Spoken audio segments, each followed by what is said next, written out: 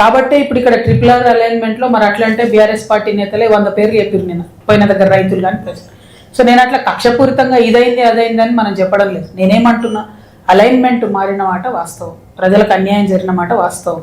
నిన్న ఓపెన్గా నేను చెప్పిన, మీకు రైతులకు బేడీ లేచింది బీఆర్ఎస్ ప్రభుత్వం అనే విషయం నాకు తెలియదు, నన్ను క్షమించండి అని కూడా ఓపెన్గా చెప్పిన. ఎందుకంటే చేసిన తప్పు, అందులో నా పాత్ర ఉన్నా లేకున్నా నేను ఆనాడు ఆ పార్టీలో ఉన్నా కాబట్టి ఆ పాపంలో నాకు కూడా భాగం ఉంటుంది. రైతులకు బేడీ లేవన్నది ఏ ప్రభుత్వం చేసినా తప్పే, 100% తప్పే. అది కూడా వాళ్ళ భూమి గుంజుకుంటా ఉల్టా వాళ్ళకి బేడీ లేసుడు ఏంది, అన్యాయం కాకపోతే. వాళ్ళు నిన్న రైతులో మాట చెప్పారు, మేము మాజీ మంత్రి కారుకు అడ్డుగా పోయినాం కాబట్టి వాళ్ళు వేసిరు, ఆ మాజీ మంత్రి గారు ఎంటబడి వేయించారు.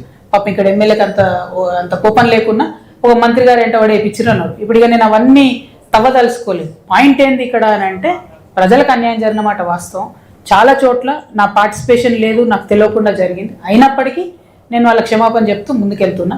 నమ్మకం అనేది నేను చెప్పడంతో రాదు, మాటలతో రాదు. నా ప్రవర్తన ఏంది, నా నెక్స్ట్ ఎజెండా ఏంది, నేను ఎట్లా ముందుకు పోతున్నా అన్న దాన్ని చూసే రైతులు నమ్ముతారు. టైం పడుతుంది దానికి.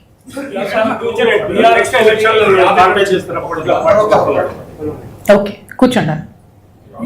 తోటి 19 ఏళ్ళు బీఆర్ఎస్ తో ఉన్నారు. 50 ఎక్కడ వచ్చింది, ఎవరి వల్ల వచ్చింది, ఎందుకోసం వచ్చింది? మీరు అంటే బీఆర్ఎస్ తో